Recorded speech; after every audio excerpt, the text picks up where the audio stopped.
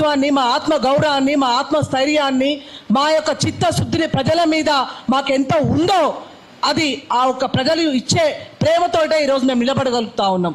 కాబట్టి మీరు కూడా సొంతంగా ఈ ప్రజల మీద మీకున్నటువంటి ప్రేమని సొంతంగా మీరు కనుక వస్తే తప్పకుండా మిమ్మల్ని ప్రజలు ఆదరిస్తారు తప్ప వెనకాల ఉండి వేరే పార్టీల ప్రోద్బలంతో వాళ్ళు ఇచ్చే స్క్రిప్ట్లను మీరు ఈ రకంగా చదివితే ప్రజల్లో మీరు ఇట్లా చులకన పాలైపోతారు. అదేవిధంగా మీ రాజకీయ భవిష్యత్తు కూడా మీకు దెబ్బతింటుందని చెప్పి నేను గుర్తు చేయదలుచుకున్నా.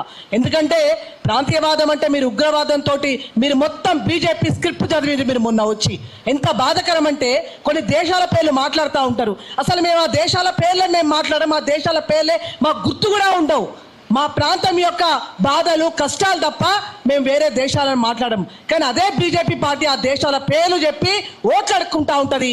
మొన్న మీరు కూడా అదే బీజేపీ యొక్క భావజాలాన్ని ఆ దేశాల పేర్లు మాట్లాడుతూ మీరు యొక్క నేను కూడా బీజేపీ యొక్క స్క్రిప్టే చదువుతున్నా అని చెప్పి తెలంగాణ ప్రజలకు మీరు చెప్పిండ్రు. ఎందుకంటే ఆంధ్ర ప్రజలు మీ యొక్క చిత్తశుద్ధిని మీరు చదివే స్క్రిప్ట్లని వాళ్ళు అర్థం చేసుకోలేరేమో కానీ తెలంగాణ ప్రజలు మరి ఒక్కరిగా ఉన్న ఉద్యమకారులుగా ఉన్న చాలా ఉద్యమ స్ఫూర్తిగా ఒక వ్యక్తిత్వంతో మరి వాళ్ళ ఉద్యమాలు ఉంటాయని చెప్పి కూడా నేను తెలియజేయాలనుకుంటా ఉన్నా.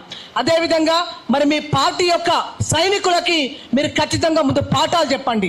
ఎందుకంటే మరి వాళ్ళ ఒక పార్టీ కార్యకర్తలు కావచ్చు, నాయకులు కావచ్చు, వేరే వాళ్ళ పట్ల ఉపయోగించే అటువంటి భాష పార్లమెంటరీ పరంగా ఉండాలి, రాజ్యాంగ పరంగా ఉండాలి.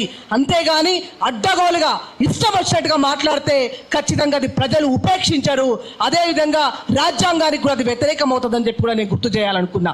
ఎందుకంటే మీ సైనికులైతే మాత్రం, మీ కార్యకర్తలు అయితే మాత్రం మరి ఒక హద్దు పద్దు లేకుండా ఏ రకమైనటువంటి